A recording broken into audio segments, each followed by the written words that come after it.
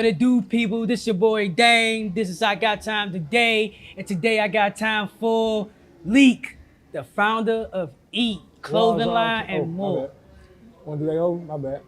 Hey, let's keep it going. Hey, matter of fact, we ain't even gonna start it over. You feel me? Today I got Leek, the founder of E.A.T, the clothing line and more.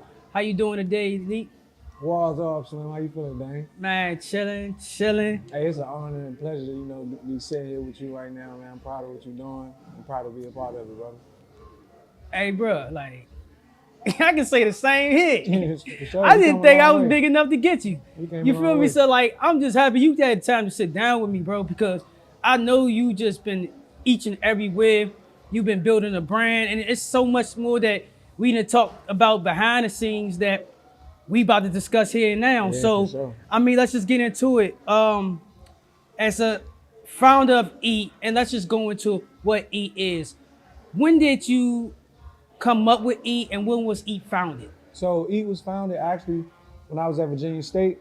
I had started taking a liking to photography, and of course, I had to brand myself, and I branded myself for all homage. And then E was just an acronym to use for my everyday life, and that was elevate all the time.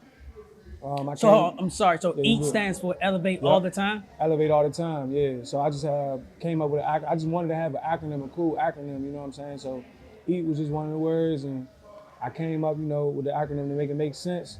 And I started branding myself with the photography back in 2012, 13. Okay, and so you said, how did photography, bruh, lead into a clothing line? Yeah, so the way the photography led into the clothing line was I was taking pictures and doing my thing, especially once I graduated. I was coming home and taking pictures at a lot of concerts and things like that. And one concert in particular, it was the Broccoli City Fest. I took some pictures and I uploaded them that same night. And everybody, a lot of blogs and websites, you know what I'm saying? They took my pictures from the hashtag, I guess, and they were using it for their content. And so my man Michael Caldwell, we knew each other since, missing teeth. He seen that, people was using my stuff and all of that. And he was like, just put this on your pictures as a watermark, bro, so people can know it's you. That way, if people do steal your stuff, they know it's you. You know what I'm saying? And it was the EAT logo. And ever since then, I started just making stickers and putting that on all my pictures.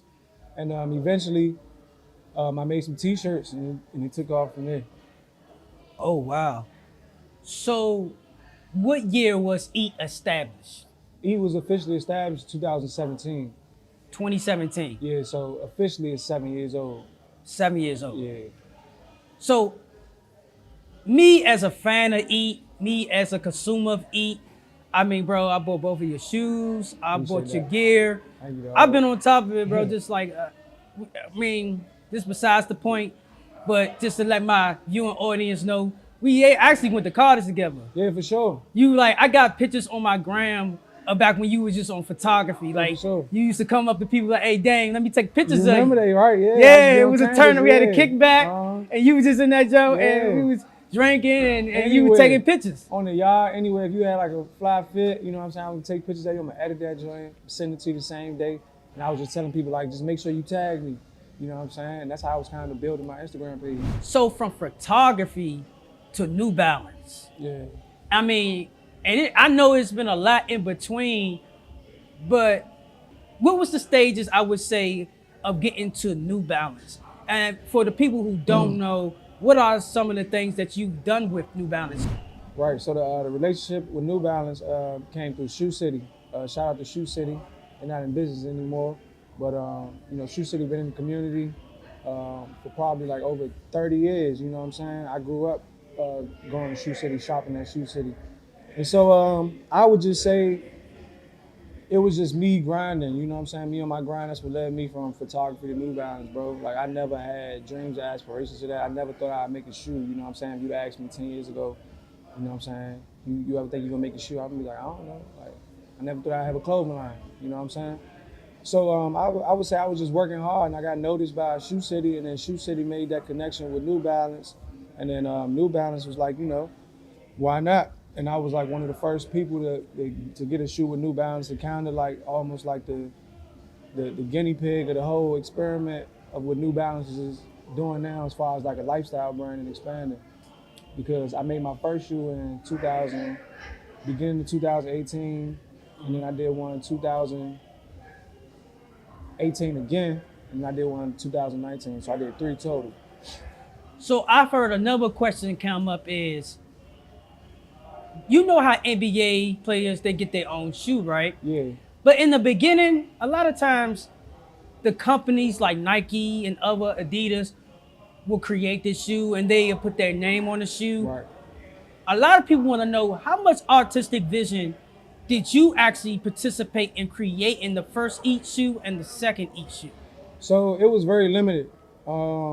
Like I said, I was kind of like the guinea pig. I was like, the experiment as far as how they wanted to expand in the lifestyle. So it was. I remember my first meeting. I came in and they had like they had the V4, they had the V3, the V4 there, and I had all these different ideas. Being from DC, I had all these different ideas of bringing the leather back. You know what I'm saying? Stuff like that. I wanted to do like the 2000 type ideas, bring those type of silhouettes back. I wanted to do things with different like animal prints and stuff like that. But they was just like, yo, you know what I'm saying? Like, we don't even know how this gonna go. We never did it. We never collaborated with someone like this. You know what I'm saying? I mean, because if a lot of people outside of the DMV area, New Balance is more of a subtle shoe, Yeah. more of a running shoe. Right. Tell the truth, outside the DMV area, their brand is kind of looked at as like an older generation, a lot of It's older growing. people It's growing now though. wear the shoe. Yeah, it's growing now. But for sure. in the DMV, especially in Washington D.C., I mean, New Balances has been it for my generation, our generation, the generation before us. Yeah, for It sure. was a whole thing about who was wearing New Balances first in the DMV. Was it DC or Baltimore? Me personally, I'm from Washington D.C. I don't even understand how Baltimore got in the conversation. But Yeah. shout out to Baltimore. Shout out to You Baltimore. know, shout out to Baltimore. But I Big remember my shout out to grandparents Baltimore. wearing New Balances. I remember, like, I've seen pictures of my uncles in the 70s wearing New Balances, and I don't remember any But place big else. shout out to Baltimore. But I would say, like, Shoe City is a brand that was established in Baltimore. Yes. And when it was time to pick somebody, you know what I'm saying, somebody that could represent, from the area, they came and got a city kid. So that tell you everything like this. I definitely think it does tell a lot, you know?